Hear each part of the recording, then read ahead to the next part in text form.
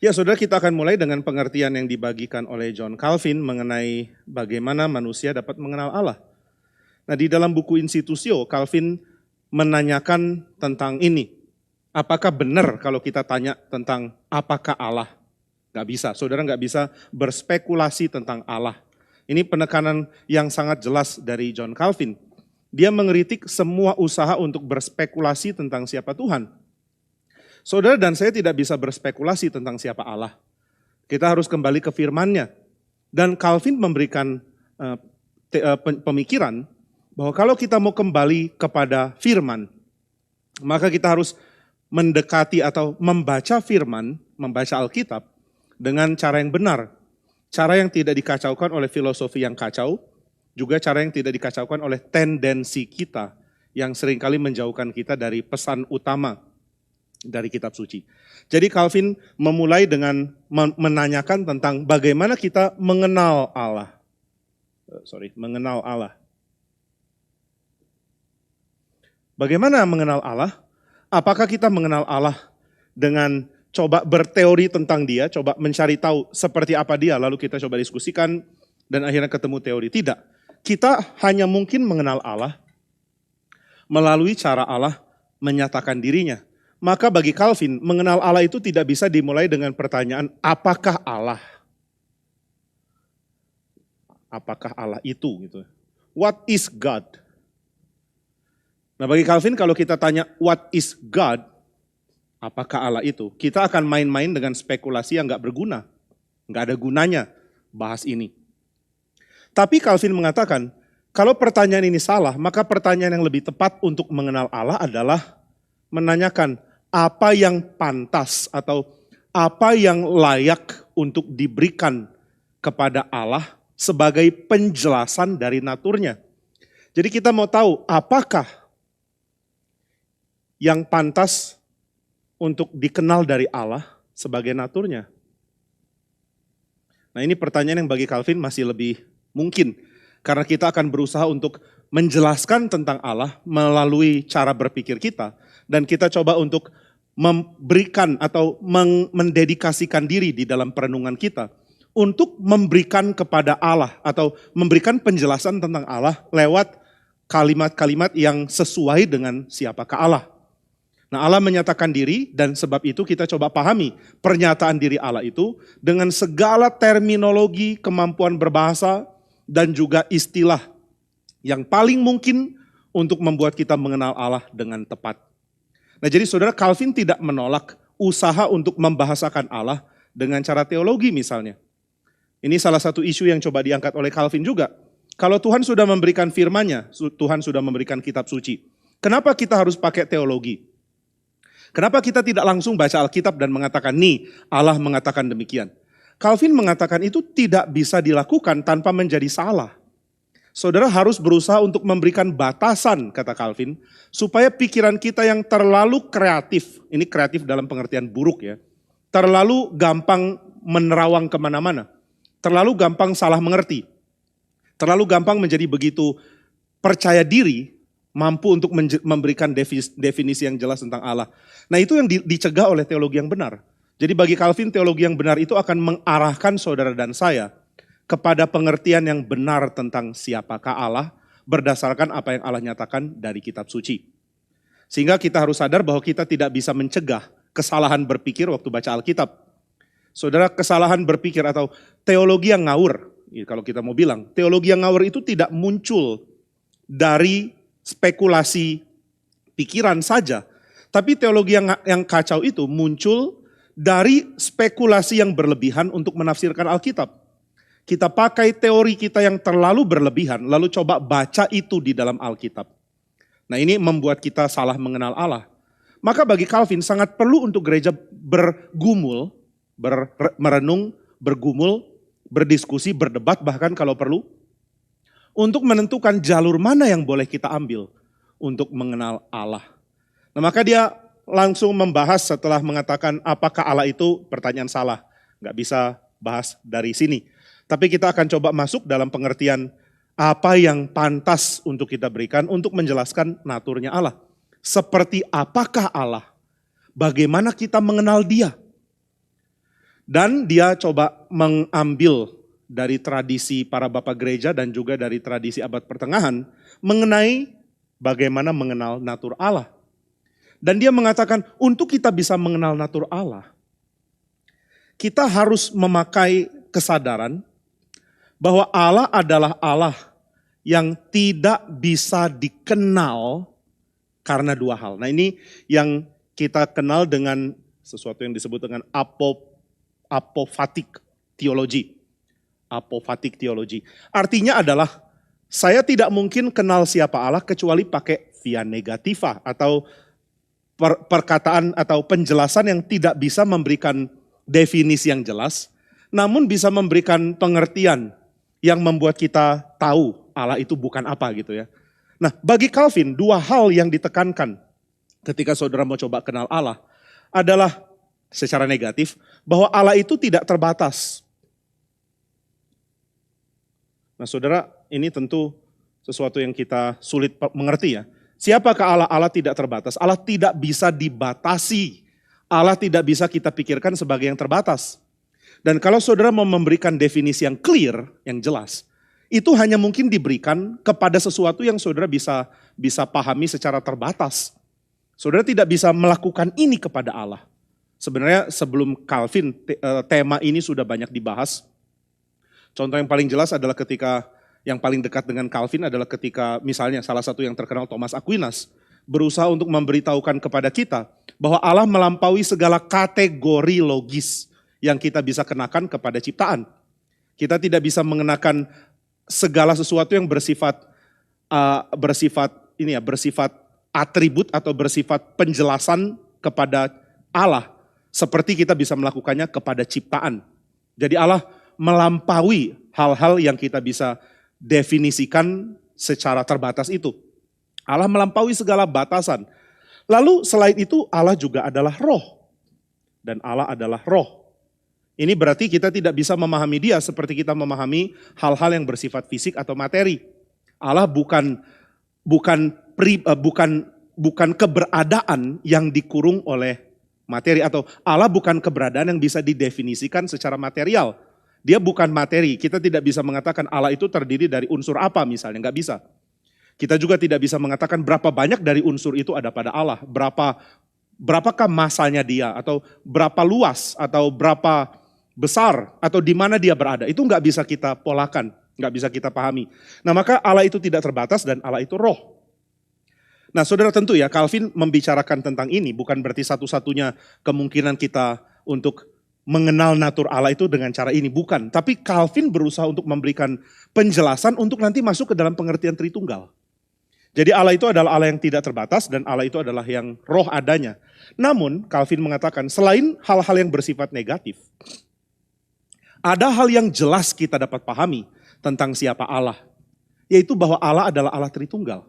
Nah jadi ini hal yang kedua yang dia bahas. Yang pertama yang tidak bisa dibahas, tidak bisa dijelaskan via negativa, yaitu tidak terbatas dan roh, bukan materi.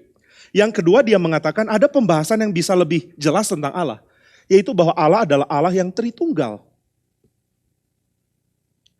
Allah kita adalah Trinitarian God gitu, Allah Tritunggal. Ini pernah dikatakan di abad yang keempat oleh Gregory dari Nazianzus. Dia mengatakan, waktu aku ngomong Allah, yang aku maksud adalah Allah Tritunggal. Yang aku maksud adalah Bapa, Anak, dan Roh Kudus.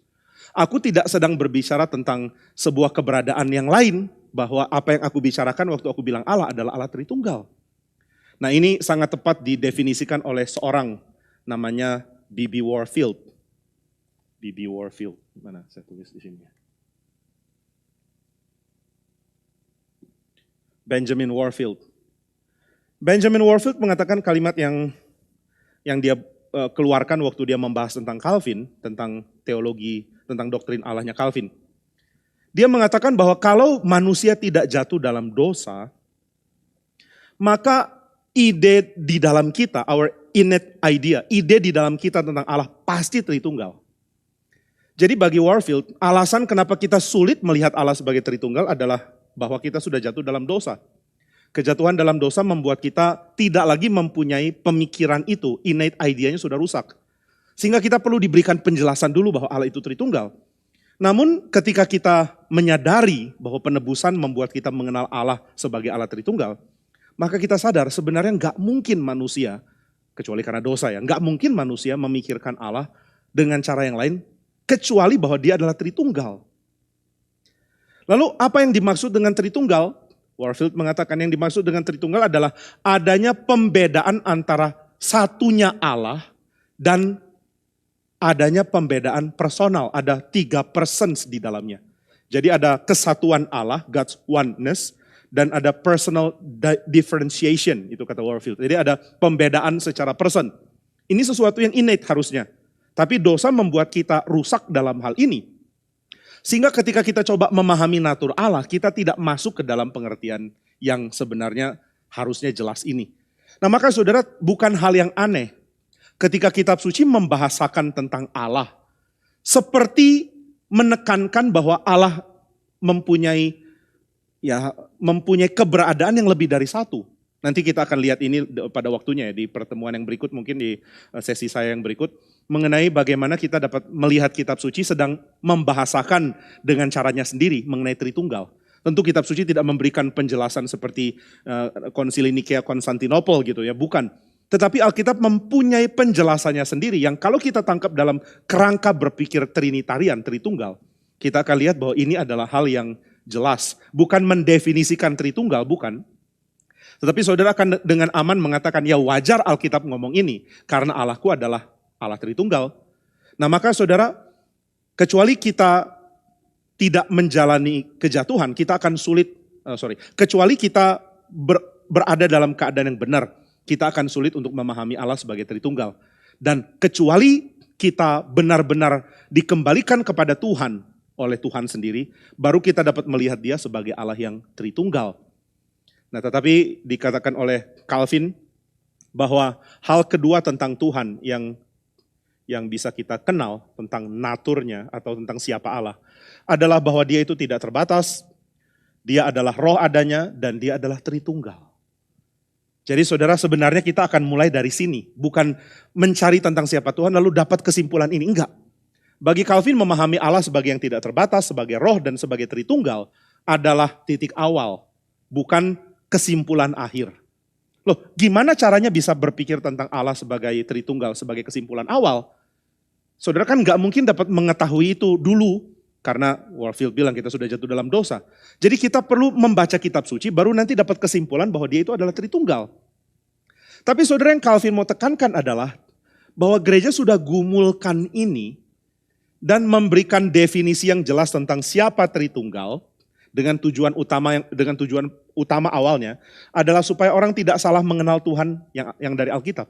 Jadi doktrin Tritunggal dirumuskan dengan cara yang membatasi orang supaya dia tidak keluar kemana-mana waktu baca Alkitab tentang Allah.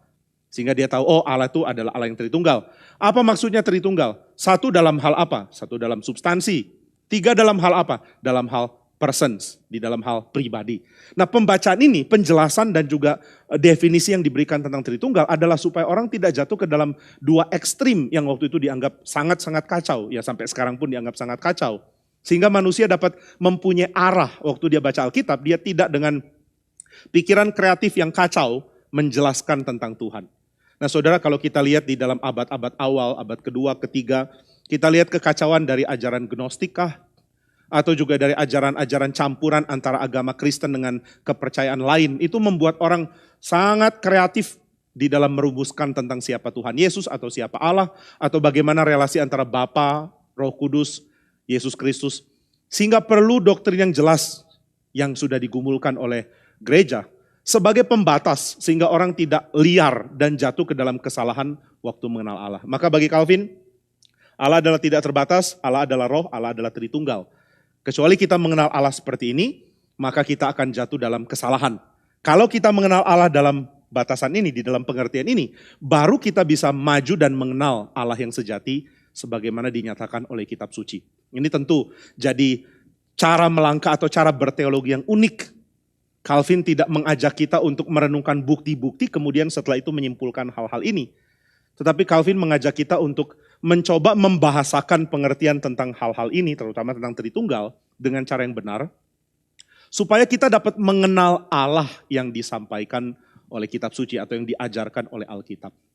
Nah ini mengenai Allah, Allah tidak terbatas, kita tidak bisa tahu siapa dia, melampaui pengetahuan kita. Lalu Allah adalah roh, ini juga melampaui cara kita untuk memahami dengan cara yang kita pakai untuk memahami alam. Nah tapi bagi Calvin, dua ini adalah yang via negativa, nggak bisa dijelaskan. Sedangkan yang Tritunggal bagi Calvin adalah hal yang bisa dijelaskan. Nah tentu ini tidak berarti saudara bisa mengerti Allah secara komprehensif.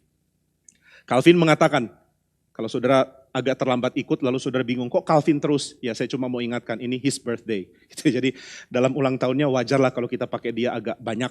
Nanti lain kali ulang tahun saudara ya saya pakai pikiran saudara lebih banyak. Tapi bukan di PA ya, mungkin di Gosip Pria atau apa. Nah jadi saudara sekalian, waktu Calvin mengatakan tentang Tritunggal atau tentang pengertian apapun tentang Allah, dia mengatakan kita nggak mungkin punya comprehensive understanding, pemahaman yang utuh. Tapi tujuan berteologi bukan itu kok. Tujuan berteologi adalah untuk mengenal dia di dalam konteks keselamatan. Atau lebih tepat lagi, mengenal dia di dalam pekerjaan yang dia mau kerjakan kepada kita.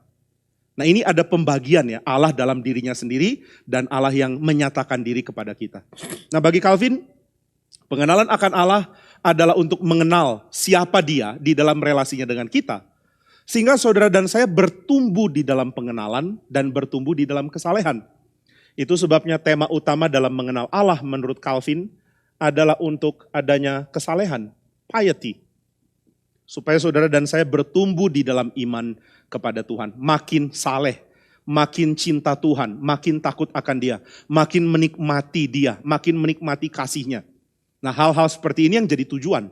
Sehingga saudara tidak berspekulasi tentang Allah tanpa tujuan. Saudara coba kenal Allah supaya bertumbuh di dalam kesalehan. Nah maka bukan comprehensive understanding, bukan pemahaman yang total karena itu nggak mungkin, tapi pemahaman yang akan berpengaruh ke dalam pertumbuhan rohani kita. Nah bagi Calvin, itu berarti saudara dan saya harus mengenal Allah Tritunggal sebagai Allah yang konsisten waktu dia menyatakan diri dan siapa dia di dalam dirinya. Nah ini ada tema teologi yang sangat penting yang saya pikir kita perlu tahu sebelum kita lanjut. Yaitu teologi atau cara berpikir mengenai Allah dalam dirinya sendiri dan Allah yang menyatakan diri kepada kita. Ini bisa dibagikan di dalam pengertian ad intra atau in se, God in himself.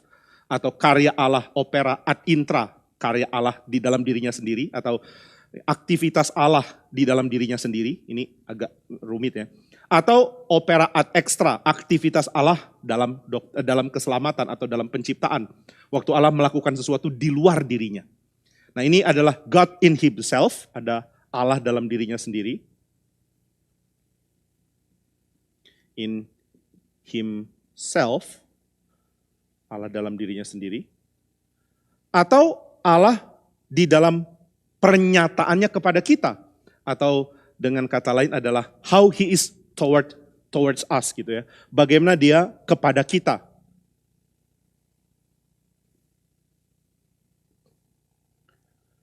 Jadi Allah di dalam dirinya dan Allah kepada kita. Allah menyatakan diri kepada kita. Nah saudara, kita nggak boleh menganggap bahwa siapa Allah dalam dirinya sendiri dan siapa Allah yang menyatakan diri kepada kita, ini adalah sesuatu yang berlawanan, nggak bisa. Kita tidak bisa mengatakan Allah itu Tritunggal waktu dia nyatakan diri kepada kita, tapi dalam dirinya sendiri dia satu. Nah ini adalah bidat yang dilawan oleh gereja Tuhan di abad yang ketiga dan abad keempat. Bidat sampai abad kelima mungkin. Yaitu yang disebut dengan Sabellianisme atau modalisme. Bahwa Allah itu adalah Allah yang satu. Namun waktu dia menyatakan diri di dalam rupa yang berbeda-beda. Jadi ada Allah di dalam dirinya sendiri. Tapi Allah yang ini menyatakan diri, nah waktu dia menyatakan diri dia jadi Tritunggal. Tapi siapa dia di dalam dirinya sendiri ya kita nggak tahu dong. Yang kita tahu waktu dia menyatakan diri, kenapa? Oh ada Bapa, ada Anak, ada Roh Kudus. Apakah Allah itu Tritunggal dari kekal sampai kekal? Bapa, Anak, dan Roh Kudus dalam dirinya sendiri? Oh ya kita nggak tahu. Nah ini ajaran yang dilawan oleh Calvin ya. Kita nggak tahu Allah seperti apa dalam dirinya sendiri. Yang penting waktu dia nyatakan diri kepada kita ya Tritunggal. Tapi aslinya dia Tritunggal atau cuma satu, atau 9 tunggal, atau berapapun. Ya itu kita nggak akan bisa tahu. Nah bagi Calvin itu salah. Karena Allah dalam dirinya sendiri tidak mungkin beda dengan Allah yang menyatakan diri kepada kita. Sekali lagi ya, kita tidak mungkin tahu Allah secara total. Tapi kita nggak mungkin mendapatkan pengertian tentang Allah yang berlawanan dengan siapa dirinya. Nah itu sebabnya bagi Calvin pengertian bahwa Allah ada misteri tentang Allah, ada hal-hal tersembunyi tentang Allah. Itu benar, tapi kita tidak bisa ambil kesimpulan bahwa karena ada hal-hal tersembunyi tentang Allah, maka Allah Tritunggal hanya bisa dikenal waktu dia menyatakan diri kepada kita. Tapi Allah dalam dirinya sendiri bukan Tritunggal. Nah ini nggak bisa diterima. Saudara, baik Calvin maupun juga sepanjang sejarah gereja dalam ajaran yang ortodoks, kita tidak terima pembedaan antara pernyataan Allah dan Allah dalam dirinya sendiri. Jadi saudara, Allah itu Tritunggal bukan waktu dia menyatakan diri kepada kita. Dia adalah Allah Tritunggal, dirinya adalah Tritunggal. Kita nggak mungkin bisa berharap atau bisa berpikir bahwa dia itu berbeda dari Tritunggal. Nah, lalu kalau kita percaya Allah itu adalah Allah dalam dirinya sendiri misteri, dan dia kadang-kadang menyatakan diri sebagai Bapa, tapi ya di dalam periode keselamatan dia menyatakan diri sebagai Sang Anak, dalam periode gereja dia menyatakan diri sebagai Roh Kudus. Wah ini ajaran yang ngawur. Karena berarti Allah tidak Tritunggal dalam dirinya, dia cuma Tritunggal di dalam pernyataannya kepada kita. Nah bagi Calvin ini tidak bisa diterima, bagi kita juga sama, bagi Alkitab juga sama, nanti kita akan lihat di yang berikutnya. Kenapa kita nggak bisa baca Alkitab dengan beres, kalau kita punya pengertian Tritunggal yang salah. Jadi Calvin mengatakan, kalau kamu mengenal Allah Tritunggal sebagai Allah yang bekerja untuk keselamatanmu, ada Sang Bapa yang merancang keselamatan, ada Sang Anak yang menggenapinya, ada Roh Kudus yang menyatukan kita dengan Kristus dan karena itu memastikan keselamatan kita. Itu hanya di dalam opera ad extra, hanya di dalam karyanya di bumi. Tapi aslinya dia kayak apa, Tritunggal atau bukan kita nggak tahu, salah. Jadi bagi Calvin, Allah adalah Tritunggal baik di dalam dirinya sendiri maupun di dalam pernyataannya kepada kita. Dia tidak mungkin bentur antara dirinya dalam dirinya sendiri dengan dirinya waktu menyatakan diri kepada kita. Nah sehingga kita bisa mengatakan Allah adalah Tritunggal. Allah itu Tritunggal dari kekal sampai kekal. Dia tidak menjadi tiga atau dia tidak berproses menjadi tiga pribadi itu bergantian. Bapa dulu baru Anak baru Roh Kudus. Maka saudara memahami kesatuan Allah dengan mengorbankan tiganya dia, tiganya persons atau pribadi Allah. Itu salah. Menekankan tiga pribadi Allah tapi mengabaikan kesatuan substansial. Ini juga salah. Nanti kita akan lihat kenapa. Nah jadi bagi Calvin, Allah adalah Tritunggal. Allah tak terbatas, Allah adalah roh dan Allah adalah Tritunggal. Nah ini beberapa hal yang kita lihat di dalam buku yang ke-1, bab yang 13. Nah itu sebabnya Calvin mengatakan ini ada kutipan yang bagus, saya coba bacakan bagi saudara ya. Saya coba terjemahkan langsung ke bahasa Indonesia yang enggak terlalu spesifik ganti tiap kata ya, tapi maknanya kira-kira bisa dapat. Dikatakan bahwa Allah itu menyatakan dirinya sebagai Allah yang hanya mungkin dipahami ketika saudara dan saya merenungkan tentang dia, contemplated him di dalam tiga pribadi, in three persons. Kecuali kita mengerti hal ini, maka kita akan membuat Allah yang kosong, bukan Allah Alkitab ya, Allah yang kosong, yang gak jelas, yang bentur dengan konsep Alkitab, memenuhi pikiran kita, sehingga kita tidak lagi punya tempat untuk pengertian Allah yang benar. Ini di Institutio buku 1, bab yang ke-13. Maka Calvin mengingatkan, saudara dan saya harus merenungkan tentang Allah yang adalah tak terbatas, roh dan Tritunggal. Karena kalau kita tidak merenungkan dia di dalam tiga pribadinya, maka kita akan isi pikiran kita dengan Allah yang salah. Dan dengan demikian kekacauan yang terjadi bukan karena saudara tidak baca Alkitab, bukan. Tapi karena saudara baca Alkitab, tapi saudara mengerti salah dan akhirnya saudara memasukkan ke dalam pikiran saudara pengertian tentang Allah yang bukan dari kitab suci. Nah itu sebabnya seperti yang tadi sudah dibahas, kita akan lihat bahwa Allah bukan cuma Tritunggal di dalam relasinya dengan kita. Allah adalah Tritunggal di dalam dirinya sendiri juga. Nah yang berikutnya Calvin mengingatkan pentingnya untuk mengcontemplate merenungkan tentang dia di dalam aspek ini loh, aspek Tritunggal. Nah sekarang kita coba lihat bagaimana pembahasan tentang Tritunggal ini perlu untuk membuat kita mengenal Allah yang sejati. Nah saudara sekalian, di dalam, ini kita mundur sedikit ya, mundur banyak sebenarnya, bukan sedikit. Di dalam perdebatan tentang teologi Tritunggal, tentang doktrin Tritunggal, itu ada beberapa hal yang membuat doktrin ini menjadi terekspresikan gitu ya. Yaitu bahwa ketika abad yang keempat, di abad yang keempat, gereja Tuhan sedang bentur dengan pengertian yang salah tentang Tritunggal. Lalu gereja coba rumuskan seperti apa sebenarnya doktrin Tritunggal itu. Dan di dalam usaha ini ada tanggal atau ada tahun yang penting, yaitu tahun 362. Ini saya sedikit bahas tentang sejarah ya di sini. Tahun 362 ada periode penting, yaitu ketika seorang namanya Athanasius. Athanasius dari Alexandria. Athanasius itu mengeluarkan sebuah surat untuk memberikan posisi tentang pertikaian yang ada. Surat yang bernama Thomus ad Antiochenos, surat untuk menyatukan orang-orang di Antioquia. Nah saudara, di dalam surat ini ada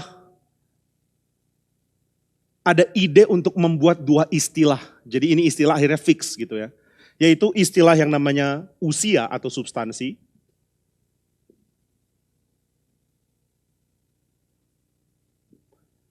Ini usia ya, bukan usia versi bahasa Indonesia. Berapa usiamu? Bukan, ini usia dalam pengertian substansi, natur. Lalu ada yang namanya hipostasis. Ini yang disebut ya, kalau dalam kalau paralel dari Latinnya adalah subsistens, kalau Calvin bilang subsistens atau persons gitu ya. Ada artikel yang bagus dari seorang namanya, sekarang saya lupa, Albert Meisters. Ini bukan Bapak Kapadokia atau bukan teman Athanasius, ini orang modern. Albert Meisters. Dia menyelidiki tentang doktrin Tritunggal dari para Bapak Kapadokia. Ya, orang biasanya lihat Basil dari Kaisarea, kemudian Gregory dari Nazianzus, lalu Gregory dari Nisa sebagai tokoh Kapadokia utama, Bapak Kapadokia. Nah dia melihat bahwa para pemikir dari Kapadokia ini, para Bapak Kapadokia, memahami pengertian tentang hipostasis dan usia berdasarkan karya Athanasius ini. Nah jadi sejak Athanasius kemudian para Bapak Kapadokia, orang akhirnya memisahkan antara penjelasan tentang yang satu dari Allah dan penjelasan tentang apa yang tiga dari Bapa, Anak, dan Roh Kudus. Nah pemisahan ini penting karena saudara akan selalu berbicara tentang yang satu kalau bicara substansi, usia. Dan akan selalu berbicara tentang tiga, Bapa, Anak, dan Roh Kudus. Waktu berbicara tentang hipostasis atau tentang persons. Nah jadi ini pembatasan yang sangat penting karena sebelumnya orang terutama di timur itu pakai istilah Yunani yang kadang-kadang saling bertukar. Orang bisa bilang usia artinya apa? Substansi. Hipostasis artinya apa? Natur juga kalau mau dibilang. Lalu ada fisis yang juga bisa diartikan natur. Nah itu sebabnya akhirnya diadakan pembedaan, termasuk ketika mengatakan persons, pakai kata prosopon misalnya. Itu juga dipakai. Nah jadi saudara mulai ada pembedaan antara apa yang disebut satu dari Allah dan apa yang disebut tiga. Jadi kita tidak mengkacaukan pemikiran kita tentang kesatuan Allah dan ketiga pluralitas pribadi Allah, Bapa, Anak, dan Roh Kudus dengan sembarangan. Nah ini digunakan supaya gereja membatasi dirinya dari kekacauan yang ada pada waktu itu. Di mana ada ajaran yang bersifat modalistik, modalisme.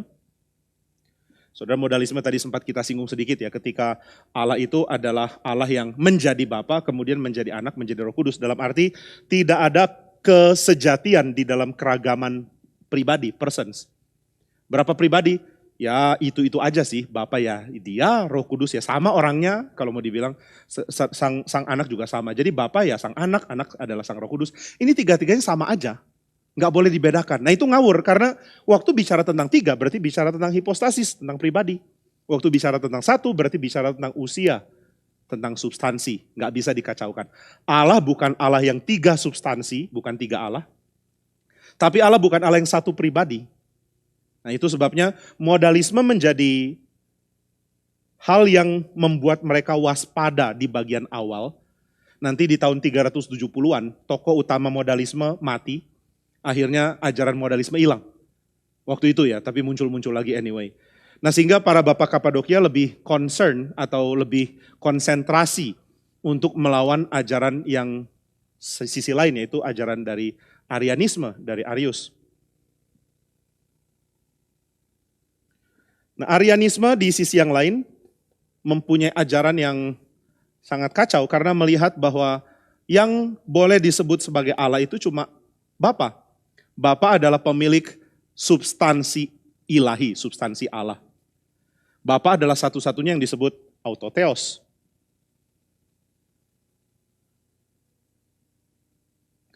Nah tentu ini bukan dari Arius ya, bahwa Bapa adalah satu-satunya yang memiliki kealahan, lalu kealahan Bapa ini dibagi kepada anak, dibagi kepada Roh Kudus gitu ya. Allah, sang anak lahir dari sang Bapa, maka natur ilahi sang Bapa atau substansi Allah Bapa dibagikan kepada anak. Karena kalau dia adalah anak dari Bapa yang adalah Allah, maka dia tentu adalah Allah. Lalu Roh Kudus keluar dari Bapa. Nah kalau Roh Kudus itu adalah yang keluar dari Bapa secara sempurna, maka dia adalah Allah juga karena berasal dari Roh Kudus, berasal dari Bapa. Nah tapi Arius nggak ngomong gitu ya. Autotheos atau Bapa adalah satu-satunya yang memiliki substansi Allah. Ini paling besar pengaruhnya itu dari seorang namanya Origenes. Nah dia yang memberikan pengajaran bahwa Bapa adalah satu-satunya yang memiliki substansi Allah dan dia yang membagikan kepada sang anak atau kepada Roh Kudus. Nah Arius tidak setuju kalau sang anak itu dibagi substansi Allah. Enggak sama usianya gitu ya. Bapa punya substansi Allah, anak enggak.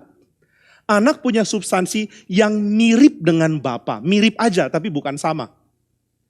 Nah ini yang dilawan oleh Athanasius dan seterusnya. Nah tapi para bapak Kapadokia, uniknya agak mirip dengan Agustinus. Nah saudara ini menarik ya kalau saudara mempelajari isu ini, tema ini. Saudara akan lihat banyak kali orang berpikir bahwa para bapak Kapadokia itu setia mengikuti Origen. Yaitu bahwa sang bapa melahirkan sang anak dan karena bapa adalah Allah, maka kealahan juga menjadi milik sang anak karena dia lahir dari bapa. Tapi tokoh yang tadi saya kutip, Albert Meesters memberikan penyelidikan bahwa itu semua terjadi sebelum tahun 362. Sebelum pemikiran tentang usia dan hipostasis ini menjadi fix gitu ya. Nah pasca 362, apalagi pasca 370, setelah itu para bapak Kapadokia terutama Gregory dari Nazianzus dan Gregory dari Nisa itu memiliki posisi yang berubah. Mereka tidak lagi melihat bapa sebagai satu-satunya pemilik substansi ilahi.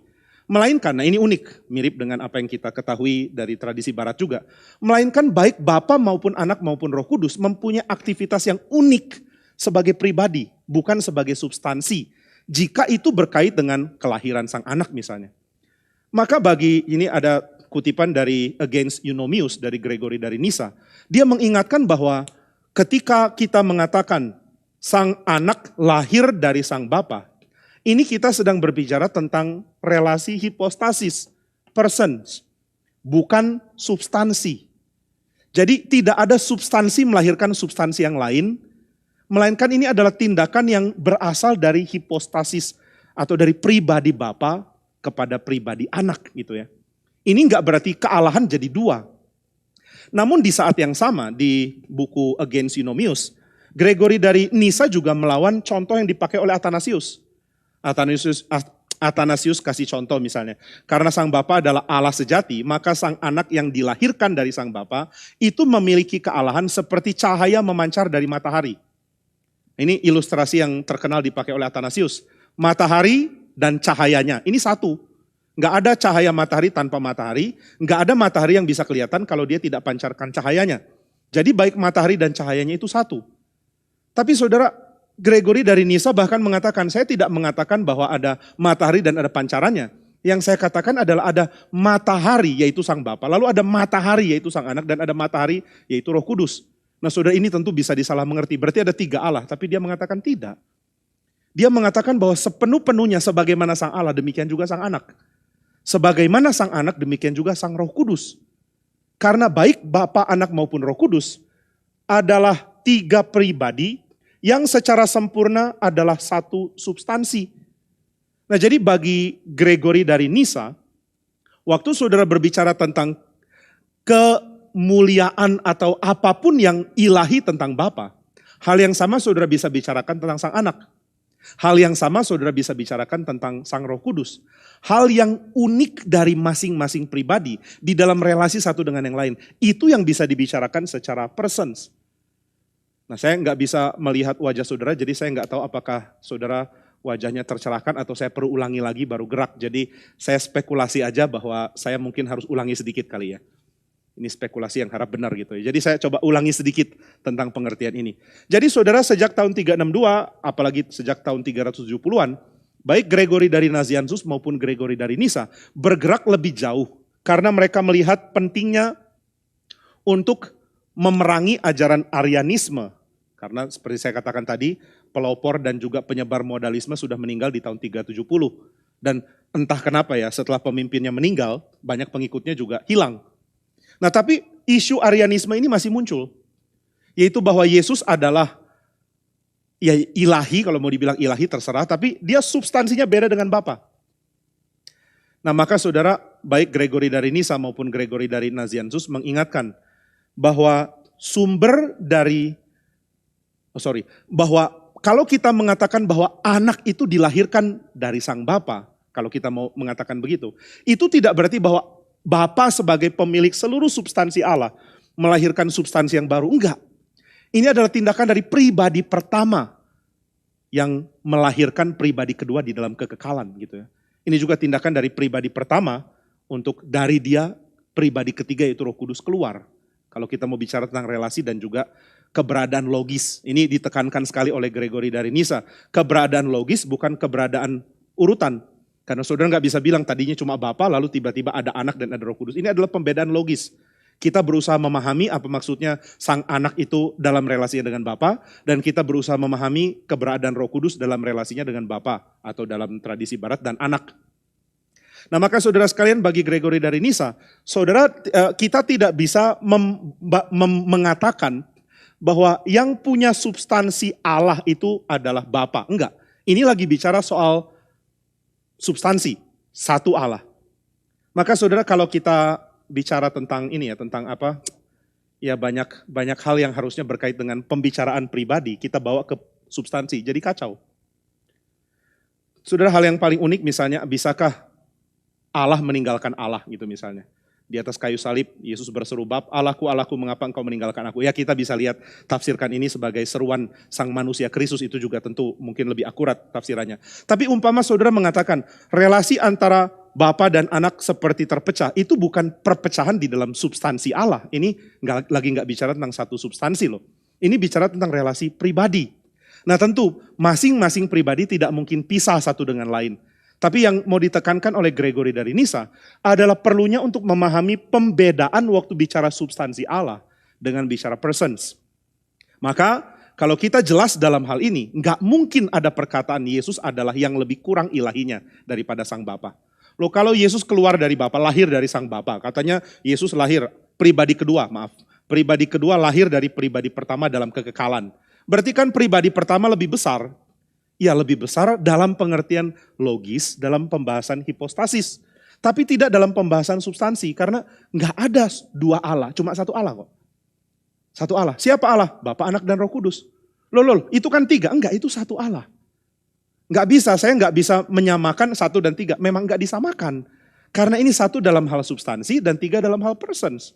Nah jadi saudara, ini teks penting dari Athanasius ya, saya tulis saja namanya ya.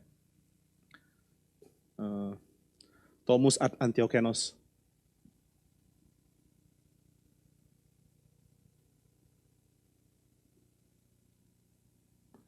Sampai sini masih kelihatan harusnya ya? Masih ya, oke. Thomas ad Antiochenos. Jadi pembedaan yang jelas antara usia dan hipostasis. Nah sebelum tulisan ini banyak orang salah berdebat nggak karu-karuan karena istilahnya salah lain. Allah itu satu hipostasis. Maksudmu hipostasis itu apa? Ya satu itu. Padahal dia mau bilang hal yang akhirnya diputuskan kita sebut usia gitu ya. Nah jadi saudara, hal-hal seperti Kalau satu ya satu, jangan bilang tiga. Kalau tiga ya tiga, jangan bilang satu. Allahmu berapa sih orang Kristen? Nah kalau saudara tak ditanya, Allahmu berapa ya? Saudara jawab satu. Tapi kesatuan Trinitarian, satu Tritunggal. Maksudnya waktu saudara mengatakan satu, saudara sambil mengatakan satu Allah, sambil mengatakan tiga pribadi. Waktu saudara mengatakan satu Allah tapi tidak mengcontemplate atau tidak merenungkan tiga pribadi ini menurut Calvin, saudara akan memahami Allah dengan cara yang salah. Nah jadi harusnya kita mengatakan begini ya, kalau kita diserang gitu, orang Kristen punya berapa Allah sih? Satu. Yesus itu Allah bukan? Allah. Bapa itu Allah bukan? Allah. Anak itu Allah atau bukan? Allah. Loh itu kan tiga, iya persons, tiga persons. Tiga persons tapi satu Allah. Oh maksudnya sama dengan natur manusia itu satu, tapi ada tiga pribadi manusia. Nah saudara Bapak Kapadokia lebih suka pakai ilustrasi kayak begini. Kesatuan secara substansi dengan keragaman secara person. Tapi tentu ada perbedaan antara kesatuan substansinya Allah dengan kesatuan natur manusia tentu ya. Kita nggak bahas itu secara detail sekarang. Tapi intinya adalah pembedaan ini pembedaan yang secara teologis penting. Sehingga saudara dan saya tidak dikacaukan dengan Allah itu satu atau tiga. Allah satu. Tapi waktu kita renungkan tentang Allah yang satu, kita merenungkannya melalui merenungkan tentang tiga pribadi. Nah maka waktu kita bicara tentang satu substansi, kita tidak bicara dengan mereduksi keragaman pribadi. Tiga pribadi ini harus tetap dipertahankan untuk bicara tentang satu substansi. Waktu kita bicara tentang tiga pribadi, satu substansi ini harus tetap dipertahankan. Nah itu sebabnya para Bapak Kapadokia lebih suka untuk mulai membahas tiga pribadi ini dulu. Bahwa ketiga pribadi ini adalah seperti, bukan ini ya, seperti contohnya Athanasius yang bagi Gregory dari Nisa sangat-sangat gampang dimengerti sebagai another Arianisme gitu. Kalau Bapa adalah matahari, sang anak adalah cahayanya, ya dia lebih rendah. Enggak of the same substance, tidak berasal dari natur yang sama dong. Meskipun Athanasius enggak mengatakan itu ya. Nah tapi para Bapak Kapadokia mencoba untuk mengatakan bahwa ketika kita memahami, misalnya lah contoh, ada api dan ada obor, itu sama dengan saudara melihat ada tiga obor yang ada tiga api. Waktu disatukan, ya kelihatan ya menjadi satu gitu. Tapi tetap itu adalah tiga obor yang berbeda. Nah itu sebabnya dari tradisi para Bapak Kapadokia, penekanan ada pada ketiga pribadi ini, sebagai tiga pribadi yang secara sempurna adalah satu Allah, satu substansi Allah. Gimana mengerti tiga kok ternyata satu substansi? Salah satu yang dipakai adalah perikoresis. Ya, saudara, ini istilah yang sangat terkenal di dalam perumusan doktrin Tritunggal. Ini yang salah ya. Yang salah-salah mana lagi biar dicoret aja. Oke, udah beres. Nah saudara, yang dimaksud dengan perikoresis adalah berada bersama-sama. Ini bukan istilah yang dipakai Calvin, tapi Calvin menjelaskan mirip dengan penjelasan perikoresis. Nah jadi perikoresis berarti baik pribadi Bapa, Anak maupun Roh Kudus bisa berada di dalam pribadi yang lain tanpa kehilangan identitas personalnya. Bapa tidak lebur menjadi anak atau anak melebur jadi Bapa, atau Bapa menjadi Roh Kudus atau anak menjadi Roh Kudus, enggak. Ketiga pribadi adalah ketiga pribadi secara kekal, dari kekal sampai kekal gitu ya. Tiga pribadi ini dari kekal sampai kekal, in himself, bukan sesuatu yang terjadi sebagai pengembangan berikut. Nah itu sebabnya para Bapak Kapadokia memberikan penjelasan mengenai tiga pribadi ini adalah satu substansi yang jelas. Dengan mengatakan bahwa baik Bapa, Anak maupun Roh Kudus ada di dalam pribadi yang lain. Saling ada di dalam yang lain. Nah ini kalau pakai istilah Athanasius, substansi atau usia itu artinya adanya kesatuan yang tidak mencampur keragaman. Gitu. Jadi substansi ini tidak mencampur keragaman, tidak mencampur keragaman. Bukan berarti percampuran Bapa, Anak dan Roh Kudus bersatu akhirnya jadi Allah. Kemudian ketika kita lihat persons jadi sepertiga Allah gitu. Enggak, ini bukan kesatuan seperti itu. Maka saudara menurut Athanasius di dalam Thomus ad Antiochenos, bahwa usia itu berarti sesuatu kesatuan yang tidak mencampur, unmingled unity. Satu substansi, bukan tiga substansi, satu substansi. Tapi ini tidak mengkacaukan tiga pribadi waktu disoroti dari sisi hipostasis.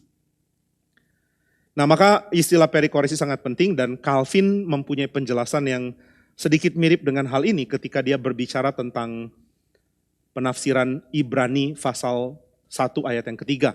Nah, saudara, saya bacakan Ibrani 1 ayat 3.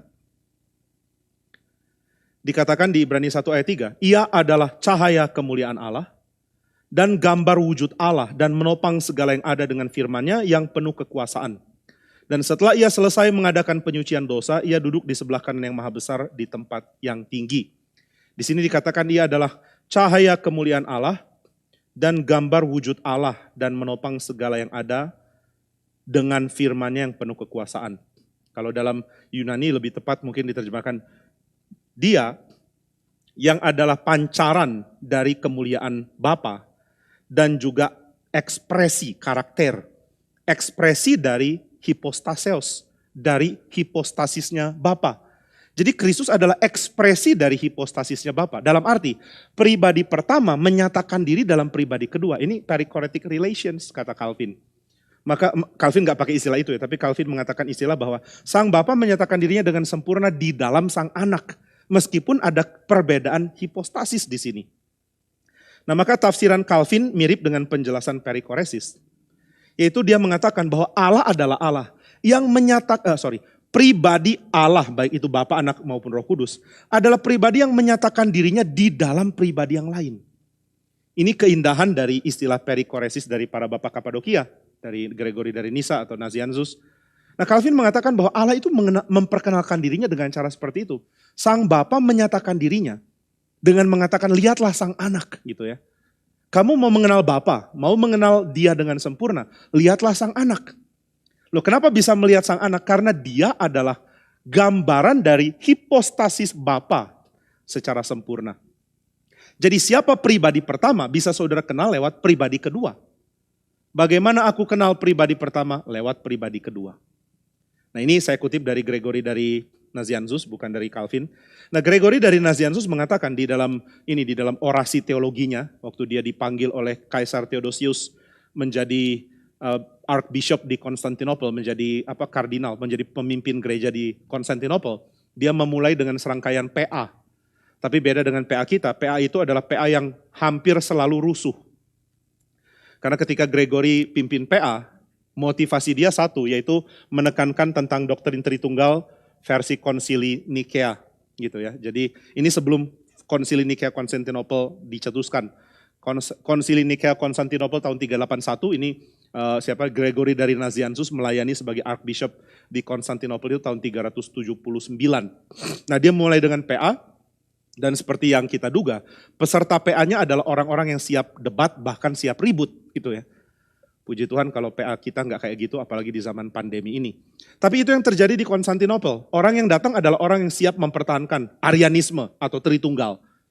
Maka tiap kali PA itu hampir selalu ribut. Bahkan pernah dia akhirnya dipukul orang. Bahkan terjadi pertikaian, lalu salah satu hamba Tuhan rekannya itu mati. Mengerikan ya, PA taruhannya nyawa. Tapi itu yang terjadi. Maka dia benar-benar ketakutan sebenarnya untuk menjadi Archbishop di situ. Karena kalau riot terjadi, kerusuhan terjadi, ya target utama dia gitu ya.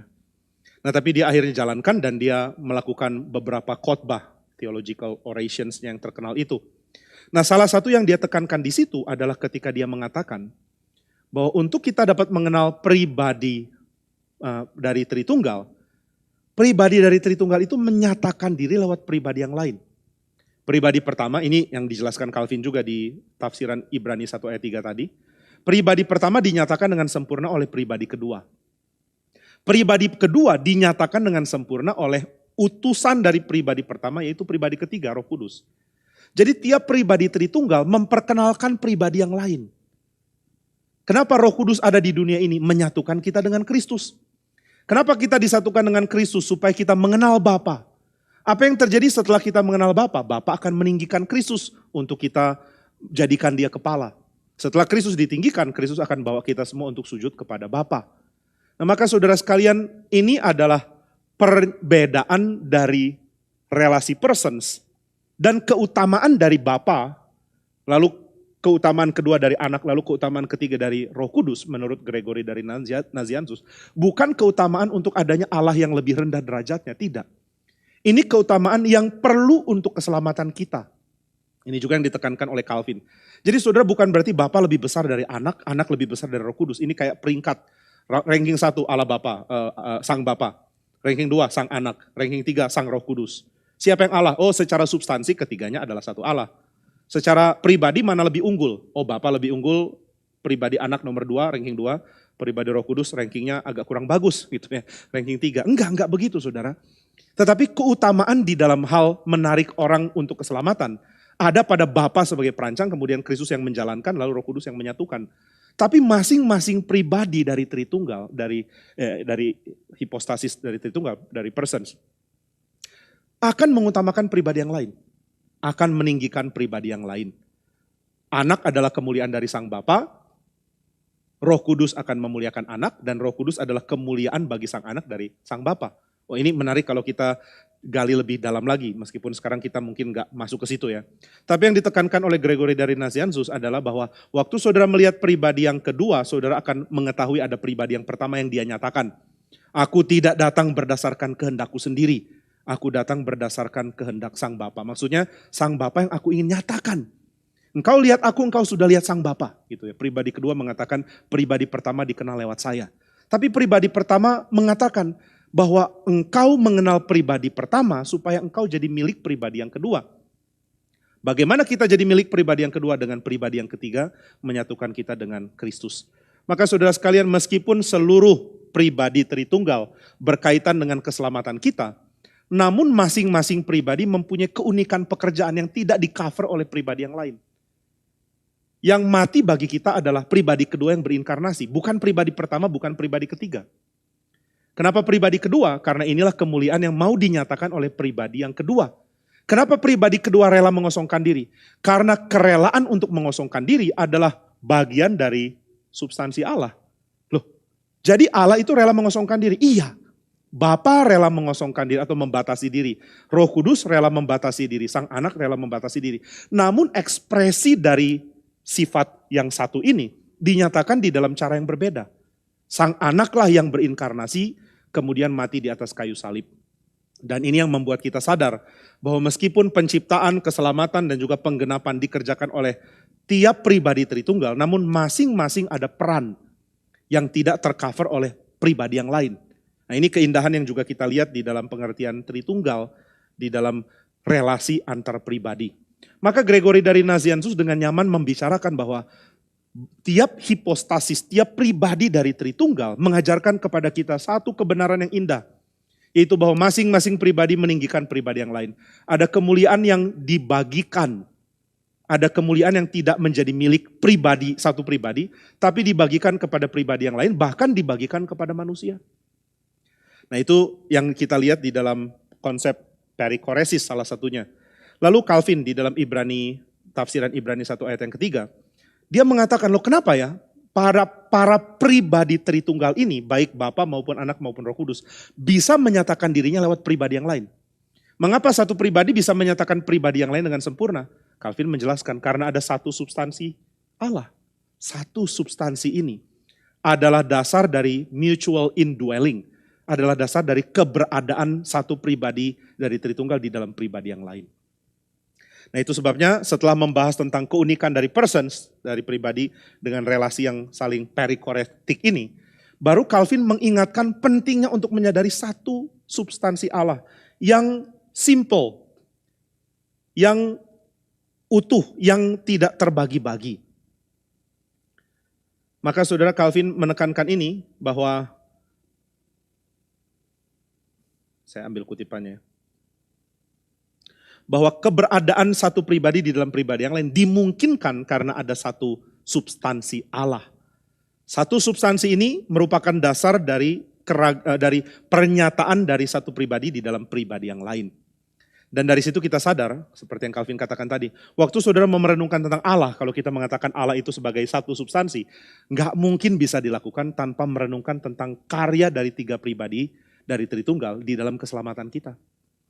Nah, jadi saudara sekalian, ini sesuatu yang Calvin banyak ambil dari Gregory dari Nazianzus. Di dalam theological orationsnya, teologi Gregory dari Nazianzus mengatakan kalimat-kalimat yang sangat indah. Dia mengatakan bahwa ketika seluruh dunia berusaha untuk memahami yang paling utama itu ya, substansi atau Kita berusaha memahami ada gitu kalau kita mau pakai pergumulan kita sekarang. Ini saya kasih garis, ini para bapak gereja ini zaman sekarang. Di zaman modern ini kita berusaha untuk memahami ada gitu ya, keberadaan. Apa sih keberadaan ultimat itu? Apa keberadaan yang paling utama? Apa yang menjadi yang utama? Yang paling penting? Apa sih ground of beings gitu ya? Keberadaan yang paling besar, yang paling utama. Keberadaan, ada yang paling utama, itu apa? Nah saudara, para bapak Kapadokia adalah, terutama Gregory dari Nazianzus banyak, dan Gregory dari Nyssa banyak mendiskusikan ini. Mereka sangat senang origin. Basil, salah satu tokoh dari bapak Kapadokia, dan juga Gregory dari Nazianzus adalah orang yang KTB-nya itu pakai bahannya origin.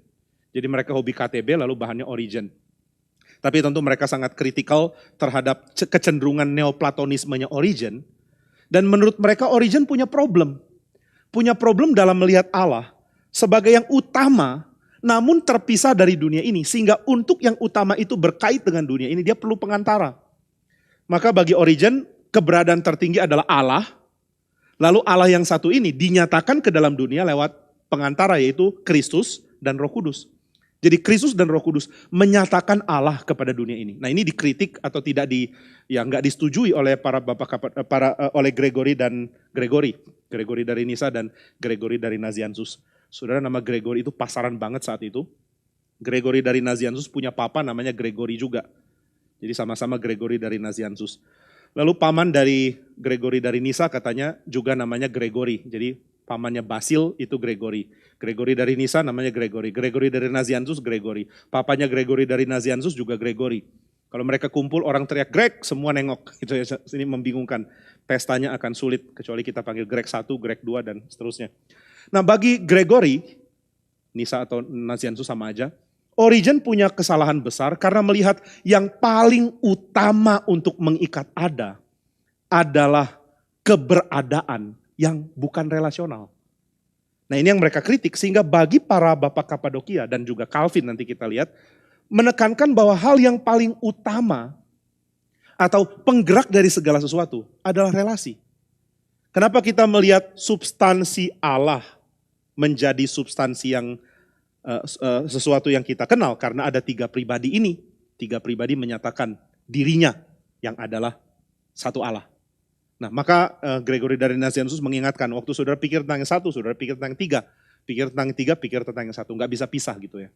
Saudara nggak bisa pikir bahwa ada substansi Allah yang terpisah dari 3 pribadi ini. No, 3 pribadi itu adalah satu Allah. Nah tapi kalau kita berpikir satu Allah lalu membuat yang 3 ini nggak jadi 3, yaitu namanya modalisme. Kalau kita membuat yang 3 ini bukan satu Allah, ya kecenderungannya mungkin ke Arianisme atau ke 3 Allah. Ini kritik yang diberikan kepada para bapak Kapadokia yang sama sekali mereka tolak. Kami nggak pernah percaya 3 Allah, kami percaya satu substansi Allah kok. Nah maka saudara yang ditekankan adalah bahwa seluruh realita kita ini dikaitkan atau digerakkan oleh relasi Tritunggal. Mana ya, saya mau ke Tritunggal. Nah jadi saudara sekalian bagi para teolog, baik itu Calvin maupun bapak Kapadokia, Allah Tritunggal penggerak segala sesuatu. Kenapa ya Allah Tritunggal ini harus dipercaya sebagai satu substansi Allah, bukan lebih dari satu, bukan 3. Salah satunya adalah berkait dengan keselamatan. Saudara, keselamatan itu apa sih? Keselamatan bukan cuma kita mendapatkan status benar dari Allah. Status benar dari Allah itu sangat penting. Tapi setelah itu kita diadopsi menjadi anak. Kita berbagian di dalam kasih yang Allah berikan, yang Bapa berikan, di dalam relasi Trinitarian. Jadi saudara sekalian, kita berbagian di dalam apa yang Allah sendiri miliki di dalam relasi Tritunggal. Bapa mengasihi anak dan anak mengatakan sama seperti Bapa sudah mengasihi aku, Bapa juga akan mengasihi kamu. Jadi saudara kita diundang untuk berbagian di dalam relasi Allah Tritunggal. Dan seluruh karya yang Allah Tritunggal kerjakan berkait dengan ini loh. Jadi kita tidak bisa memahami dunia kita sebagai dunia yang cuma digerakkan oleh sang penggerak pertama itu loh. Seperti yang dikatakan oleh Aristotle. Penggerak yang akan menarik seluruh gerakan menuju ke dia. Enggak. Tapi kita ditarik oleh atau kita ada dan hidup dan diselamatkan oleh Allah yang menyatakan kasih-Nya di dalam relasi Trinitariannya. Di dalam relasi baik antara Bapa maupun Anak maupun Roh Kudus. Nah maka Meskipun kita percaya ada 3 pribadi Tritunggal, kita juga percaya bahwa baik Bapa maupun Anak maupun Roh Kudus adalah satu Allah. Dan kesatuan ini adalah kesatuan yang membuat kita sadar bahwa apa yang Allah mau adopsi jadi milik Dia lewat Sang Anak, hanya mungkin dilakukan kalau Sang Anak itu adalah Allah. Jadi Dia adalah satu substansi dengan pribadi pertama maupun pribadi ketiga, satu Allah. Kalau pribadi kedua dan pribadi ketiga, Bapa, Anak, dan Roh Kudus, tidak berbagian di dalam substansi ini, bukan satu Allah. Maka saudara, keselamatan kita adalah keselamatan yang gak akan berkait dengan Allah sendiri. Allah dan relasi Trinitarian yang gak akan berkait dengan kita. Nah ini yang akan coba kita lihat berkait dengan keadaan kita sekarang, terutama benturan dengan Yudaisme ataupun juga Islam. Nah saudara, tentu doktrin Tritunggal gak mungkin diaminkan oleh orang Islam. Islam tidak akan setuju kalau Allah itu adalah Allah Tritunggal. Alasannya tentu karena agama mereka punya cara berpikir yang lain, bukan Trinitarian. Nah lalu perdebatannya seringkali adalah karena yang menganut monoteisme versi Islam mempunyai pola pikir yang seperti itu, menganut bahwa Allah itu cuma bisa satu, hanya satu pribadi, satu substansi, apapun itulah. Lalu kontra dengan orang Kristen yang memiliki pola pikir Trinitarian, susah nyambungnya. Karena waktu saudara mempercayai Allah yang Tritunggal, saudara mempercayai sesuatu yang cara berpikirnya itu tidak mungkin nyampe, nggak mungkin sanggup dimiliki juga oleh orang-orang yang percaya monoteisme yang ketat itu. Sehingga diskusi antara orang Kristen dan Islam akhirnya seringkali menjadi bentur. Namun yang kita bisa tekankan di dalam percakapan ini ya, bahwa saya percaya Allah sejati harus Tritunggal, adalah ketika kita mengatakan bahwa kalau engkau percaya Allah itu hanya satu dan tidak ada relasi Trinitarian di dalamnya, maka ada begitu banyak hal yang tak terjelaskan di dalam dunia kita sekarang. Dunia kita adalah dunia yang secara independen bergerak, dan dunia kita adalah dunia yang secara independen berjalan. Dunia adalah dunia yang independen. Nah mungkin saudara tanya, loh apa kaitannya dunia kita jadi independen? Ini kelihatan nggak atau monitor harus ditutup? Nggak. Bisa ya?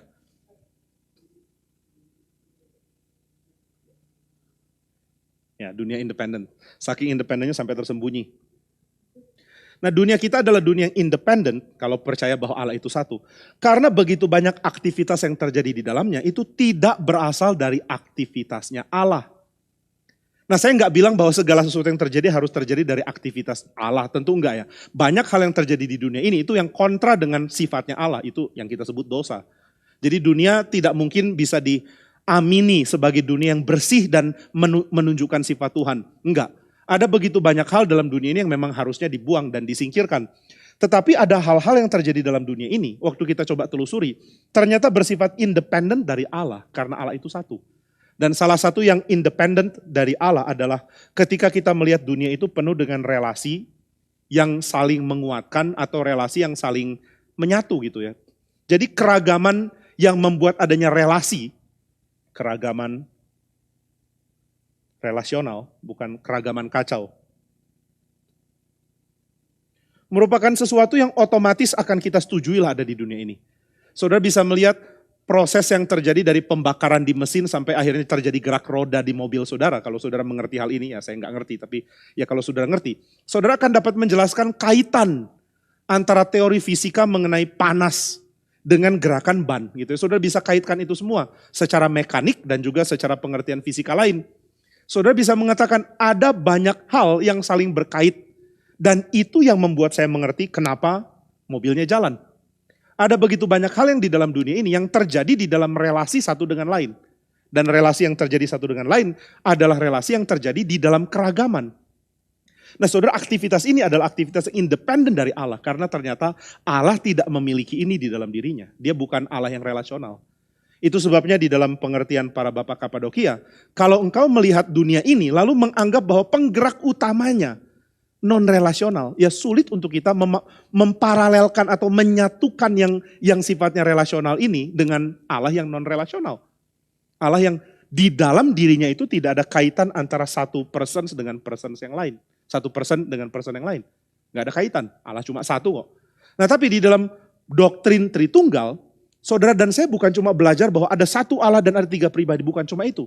Tapi kita belajar memahami bahwa pencipta seluruh dunia adalah pencipta yang berelasi di dalam relasi intertrinitarian mereka. In himself. Allah yang berelasi di dalam dirinya, Allah yang mempunyai relasi perikoretik di dalam keragaman personsnya. Allah yang mengajarkan kepada kita bagaimana kehidupan sosial adalah kehidupan yang harusnya diikat oleh kasih dan perjanjian. Allah yang di dalam kitab suci merupakan Allah penyebab segala sesuatu, Allah pencipta, dan juga Allah yang mewahyukan diri. Saudara, dua ini nggak bisa nyambung di dalam teologi non-Kristen. Tapi di dalam pengertian Calvin di Institutio, mengenal Allah pencipta dan mengenal Allah penebus, mengenal Allah pencipta dan mengenal Allah yang mewahyukan diri adalah dua hal yang berkait. Ya, Allah penebus nanti di buku 2 ya, tapi di buku 1 ditekankan Allah pencipta dan Allah yang menyatakan diri lewat ciptaannya. Allah bukan cuma mencipta, tapi Allah sedang menunjukkan kepada manusia siapa dirinya. Dan Calvin menekankan bahwa kalau kita tidak mempunyai insting atau kebiasaan berpikir, bahwa waktu kita berpikir tentang Allah yang satu secara substansi, kita langsung merenungkan tentang Allah ini melalui ketiga pribadinya. Waktu kita merenungkan tentang tiga pribadi Allah, kita sedang menyembah satu Allah ini. Kalau kita tidak punya pola pikir seperti itu, maka nggak ada kaitan antara pencipta dan wahyu. Allah adalah Allah pencipta yang menjadi motor penggerak awal, tetapi yang tidak pernah dipahami secara jelas di dalam ciptaannya. Karena apa yang ada pada sang pencipta ternyata tidak ada pada alam, atau sebaliknya. Apa yang ada pada ciptaannya ternyata nggak ada pada sang pencipta. Namun di dalam pengertian Kristen kita dapat menyadari Allah yang adalah Allah Tritunggal, our Trinitarian God, adalah Allah yang mencipta. Dan waktu dia mencipta, dia menyatakan bahwa dirinya bisa direnungkan, bahkan harus direnungkan. Sebagai Allah yang menciptakan segala sesuatu di dalam keteraturan, di dalam perjanjian, di dalam relasi kasih. Keteraturan, perjanjian, relasi kasih. 3 hal, keteraturan, perjanjian, dan relasi kasih. 3 hal yang kalau diwujudkan di dalam relasi antar manusia akan jadi baik. Kalau manusia tahu bagaimana hidup dalam keadaan harmonis dengan sesama berdasarkan kebenaran Tuhan, tahu bagaimana menyatakan kasih, tahu bagaimana mentaati perjanjian atau menikmati hidup di dalam perjanjian, maka kita akan sadar bahwa ciptaan kita sebagai manusia sedang hidup di dalam dunia yang diciptakan oleh Allah yang juga bersifat relasional, mempunyai perjanjian dan menjalankan relasinya dengan teratur. Allah yang seperti ini yang menyatakan diri. Nah itu sebabnya keragaman dari ciptaan di dalam Kejadian pasal 1 dibarengi dengan keragaman penjelasan tentang siapa Tuhan. Saudara, banyak hal yang indah di dalam kitab Kejadian, salah satunya adalah keragaman deskripsi tentang Tuhan. Sama seperti beragamnya ciptaan Tuhan, demikian beragamnya penjelasan Alkitab tentang Allah. Ini belum bicara tentang pluralitas pribadi ya, ini bukan bicara tentang 3 pribadi Allah dulu, belum. Tapi Alkitab memberikan penjelasan tentang Allah dengan cara yang ragam. Saudara baca Kejadian 1 dan 2, nama Allah yang dipakai di situ ternyata berganti di Kejadian 3. Sekarang ada Yahweh di perjanjian Kejadian 3 yang menggambarkan nama relasional antara Allah dan manusia misalnya. Kemudian keragaman dari nama Allah, keragaman dari pernyataan Allah. Ada satu ketika dikatakan bahwa yang berseru, yang menyatakan kepada Abraham itu adalah Allah. Lalu tiba-tiba waktu Abraham mau bunuh anaknya sesuai dengan perintah Allah, mengorbankan Ishak. Yang berseru mengatakan hentikan adalah malaikat Allah. Jadi saudara, keragaman bahasa seperti ini menunjukkan bahwa pencipta kita adalah pencipta yang sedang menyatakan kelimpahan dia di dalam ciptaan. Kelimpahan yang ada pada diri Allah, yang belum bicara soal keragaman pribadi Allah memang, tetapi menunjukkan bahwa ciptaan kita ini menunjuk kepada Allah yang lebih limpah lagi daripada ciptaan ini. Nah itu sebabnya ketika kita berbicara tentang Allah, kita akan renungkan keragaman di dalam Allah. Bahkan akhirnya masuk ke dalam pengertian yang sempurna, keragaman dari pribadi Allah. Allah Tritunggal. Bahwa Allah adalah Allah yang berelasi, Allah yang mengasihi, Allah yang menyatakan diri di dalam pribadi yang lain, Allah yang menunjukkan dirinya di dalam penciptaannya. Dan itu sebabnya kita menyadari bahwa waktu saudara dan saya baca Alkitab, saudara akan diperkenalkan kepada Allah yang kita perlu waktu untuk renungkan, untuk pikirkan. Sambil renungkan, pikirkan, dan kita akhirnya sadar bahwa untuk keselamatan itu bisa total menjadi milik kita. Allah menyatakan dirinya di dalam kesempurnaan pengertian ini. Pengertian yang menurut Calvin adalah pengertian non-apofatik gitu ya. Ini adalah pengertian yang bersifat jelas, yaitu bahwa Allah adalah Allah Tritunggal. Ini bukan semacam gambaran yang yang blur. Tritunggal itu apa sih? Bapa, Anak, dan Roh Kudus. Ini kan cuma bahasa kita, Allah aslinya enggak gitu. Enggak, Allah adalah Tritunggal. Allah adalah Allah yang mempunyai keragaman pribadi, Bapa, Anak, dan Roh Kudus yang saling mengasihi dan yang menyatakan diri kepada kita. Sehingga waktu saudara baca Alkitab, saudara akan digiring, diarahkan dengan penuh cinta kasih oleh Tuhan. Untuk pelan-pelan melihat bagaimana dia menyempurnakan pekerjaan keselamatan. Bersamaan dengan dia menyempurnakan pernyataan dirinya. Pernyataan diri Tuhan enggak langsung jelas di awal loh. Tuhan mengizinkan kita bergumul. Bergumul mengenal ciptaannya, bergumul mengenal siapa dia, bergumul mengenal apa yang Tuhan buat, dan bergumul untuk masuk ke dalam pengenalan akan Allah yang makin lama makin dalam, dan makin dalam. Dan ini kutipan bagus dari John Calvin.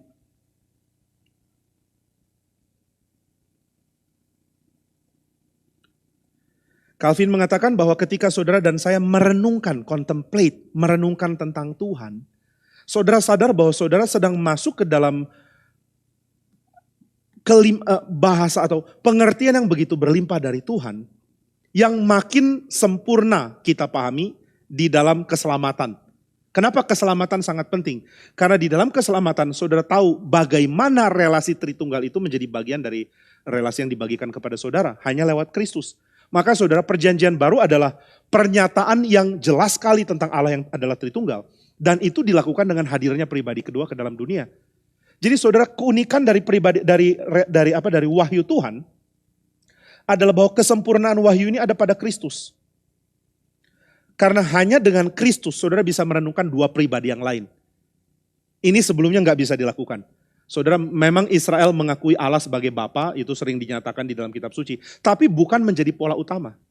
Perjanjian lama tidak terlalu akrab ya menyebut Allah sebagai Bapa. Ada beberapa bagian yang mengatakan itu, tapi tidak menjadi gaya utama. Orang Israel menyadari Allah adalah Bapa yang memelihara, tapi itu tidak dominan di dalam sebutannya. Baru setelah perjanjian baru Kristus hadir, akhirnya kita mengenal bahwa Allah itu Tritunggal. Jadi saudara, kalau kita renungkan lagi sejarah gereja, kita akan sadar bahwa doktrin Tritunggal secara istilah itu dimatangkan di dalam konsili Nikia Konstantinopel tahun 381 ya. Dari sini kita dapat memahami penjelasan yang indah sekali tentang satu substansi Allah dan tiga pribadi Allah, di mana Bapa, Anak, dan Roh Kudus adalah tiga pribadi itu. Dan kita mendapatkan pengertian yang bukan menambahkan sesuatu kepada Alkitab, melainkan memberikan batasan supaya kita nggak jatuh either here, entah di sini, atau di sini, atau di ini. Mana ya? Tiga Allah. Triteisme. Berapa Allah yang kamu punya? Tiga. Bapa itu Allah, Anak itu Allah, Roh Kudus itu Allah. Berapa Allah? Tiga. Oh itu ngawur. Nah jadi saudara, kita tidak jatuh dalam ketiga kesalahan ini dengan batasan yang diberikan di dalam konsili. Jadi konsili tidak merumuskan bahwa ternyata ada Allah Tritunggal yang baru dimengerti atau yang baru diciptakan di sini. Enggak. Tapi konsili membatasi supaya kita nggak salah memahami siapa Bapa, Anak, dan Roh Kudus. Jangan jatuh ke modalisme, Bapa, Anak, dan Roh Kudus cuma tukar-tukar peran. Jangan jatuh ke triteisme, ini adalah tiga Allah yang nggak punya satu substansi yang sama. Jangan jatuh ke Arianisme, di mana hanya satu yang punya substansi Allah, yang lain adalah lebih rendah. Nah ini menjadi kacau karena membuat kita salah memahami kitab suci. Maka saudara, di dalam kitab suci, pernyataan Tritunggal itu menjadi sempurna di dalam kehadiran Kristus. Kenapa ya perjanjian lama tidak banyak bicara soal Tritunggal? Karena Calvin mengatakan dengan jelas tadi, ini kutipan dari Gregory dari Nazianzus punya orasi teologi juga, bahwa Tritunggal itu perlu dikenal supaya kita sadar keselamatan kita itu begitu penting. Sebelum ada kepastian keselamatan di dalam cara yang tuntas dari Tuhan, saudara dan saya sulit mengenal Tritunggal. Nah itu sebabnya meskipun perjanjian lama mempunyai banyak bahasa tentang Tuhan, yang memberikan hint, memberikan petunjuk ada sifat plural di dalam diri Allah. Meskipun kita nggak tahu apa itu ya, berapa pluralitasnya. Tapi perjanjian baru menunjukkan sejak Kristus datang, bahwa lewat keselamatan yang disempurnakan dari Kristus, kita dapat mengerti bahwa Kristus membawa kita kepada Sang Bapa. Dan Sang Bapa membawa kita untuk ada di dalam Kristus, melalui pekerjaan Roh Kudus. Jadi baik Kristus, Bapa, dan Roh Kudus adalah yang bekerja untuk membawa kita ke dalam keselamatan. Apa itu keselamatan? Berbagian di dalam relasi kasih dari Tritunggal. Kalau dari tradisi timur, ortodoks timur dikatakan kita menjadi masuk ke dalam masuk ke dalam bagiannya Allah. Kita nggak bahas secara teknis sekarang. Kita mengalami teosis, berbagian dengan Allah. Kalau pakai bahasanya Barat, kita mengalami relasi kasih dari Allah. Relasi kasih dari Tritunggal. Seperti Bapa, Kristus, dan Roh Kudus saling menyatakan relasi, saling menyatakan kelimpahan, saling berbagi kemuliaan. Demikian kita menerima bagian itu. Maka saudara, bagian ini tidak mungkin kita terima.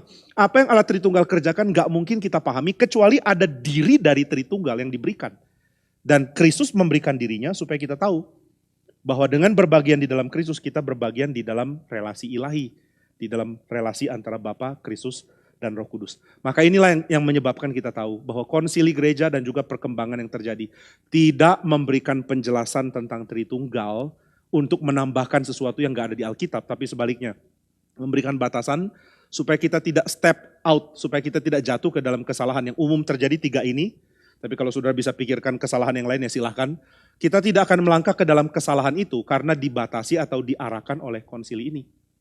Itu sebabnya konsili mempunyai sifat sebagai memberi peringatan, bukan memberikan kelimpahan penjelasan. Saudara nggak dapat penjelasan yang limpah dari konsili karena konsili akan pakai bahasa yang sebisa mungkin precise tapi juga condense gitu ya. Jadi nggak banyak-banyak kasih eksposisi.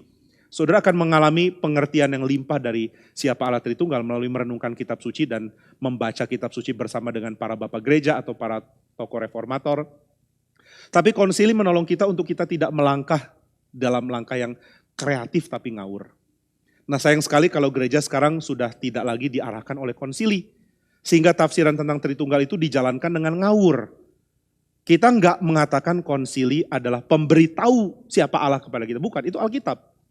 Tapi kita tahu bahwa konsili memberikan peringatan. Kalau kamu baca Alkitab dan kesimpulanmu ini, salah. Kenapa salah? Karena Allah nggak begini. Apa salahnya modalisme? Karena modalisme tidak mengakui ada 3 pribadi Allah. Bapa, Anak, dan Roh Kudus. Apa salahnya triteisme? Karena triteisme tidak mengakui Allah yang esa itu Allah yang tunggal, Allah yang satu. Apa kesalahan Arianisme? Karena Arianisme tidak memahami atau tidak mempercayai pribadi kedua dan ketiga sebagai pribadi yang berbagian di dalam substansi ilahi yang satu itu.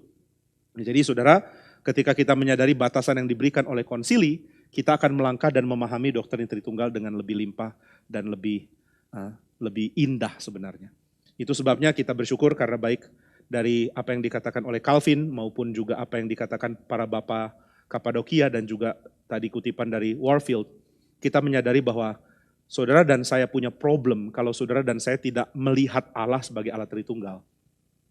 Jadi sekarang kita tidak lagi sedang memberikan penjelasan. Allah Tritunggal itu memang sulit dimengerti, memang gak masuk akal, memang aneh, tapi ayolah beriman. Salah. Sebaliknya justru Calvin, Bapak Kapadokia dan juga Benjamin Warfield berusaha untuk menjelaskan bahwa kalau kamu gak kenal Allah itu Tritunggal, kamu akan kacau. Kamu akan mengatakan, ayolah meskipun Allah ini sulit dipercaya karena cuma satu atau karena banyak Allah, ayolah percaya aja, itu yang lebih tepat ya. Nah itu sebabnya kita tidak terlalu setuju dengan kegigihan Agustinus untuk mencari contoh untuk Tritunggal. Agustinus banyak lakukan itu. Saudara, Agustinus punya doktrin Tritunggal itu sangat limpah ya. Saudara nggak bisa simpulkan dia dengan gampang. Saudara baca dan saudara sadar ada begitu banyak kekayaan di dalam pengertian dia tentang Tritunggal. Kita belum bahas apa yang ditekankan Agustinus sekarang. Ada banyak hal yang Calvin bagikan justru mungkin lebih paralel dengan Gregory dari Nazianzus sekarang. Tapi apa yang Agustinus bagikan juga sangat limpah. Dalam pertemuan yang berikut pada giliran saya PA, saya akan coba kaitkan bagaimana penafsiran terhadap kitab suci, tapi kita juga coba lihat kerangka pikir dari Agustinus. Apa hal yang ditekankan di dalam pengertian doktrin Tritunggal dari dia. Nah saudara, Agustinus melakukan banyak sekali hal yang baik. Tetapi salah satu yang disayangkan adalah dia terlalu banyak memberikan contoh tentang siapa itu Tritunggal. Nah kita tahu, contoh tidak mungkin mengcover semua pengertian. Contoh atau ilustrasi pasti cuma menekankan satu hal. Tapi sayangnya banyak orang dikacaukan dengan ilustrasi atau contoh yang justru membuat doktrin Tritunggal makin membingungkan. Maka saudara, kita tidak bisa mengatakan Tritunggal itu seperti apa ya. Ayo jelaskan Tritunggal pakai contoh yang gampang. Gak bisa. Karena contoh yang gampang akan cenderung membuat kita makin bingung dengan Tritunggal. Kalau nggak percaya silakan cari contoh ya dan saudara akan tambah bingung. Kalau saudara mengatakan banyak kok contoh. Misalnya, aku adalah bapak di rumah. Waktu lagi setir mobil, supir. Waktu lagi di gereja adalah pendeta. Jadi aku adalah bapak, supir, dan pendeta. Tritunggal. Bukan, itu ngawur. Itu modalisme. Jadi saya nggak menjelaskan Tritunggal dengan memberikan contoh sebenarnya. Jadi saudara memang kita akan berhati-hati tentang contoh. Bukan berarti contoh itu nggak membantu. Ada contoh yang baik yang membantu, tapi cuma untuk menekankan satu sisi saja. Namun yang harus kita pahami adalah bahwa doktrin Tritunggal itu diformulasikan untuk membuat kita melihat kelimpahan dari pengertian teologi atau pengertian membaca Alkitab. Dan formulasi ini yang penting, bahwa Allah adalah satu substansi dan tiga pribadi.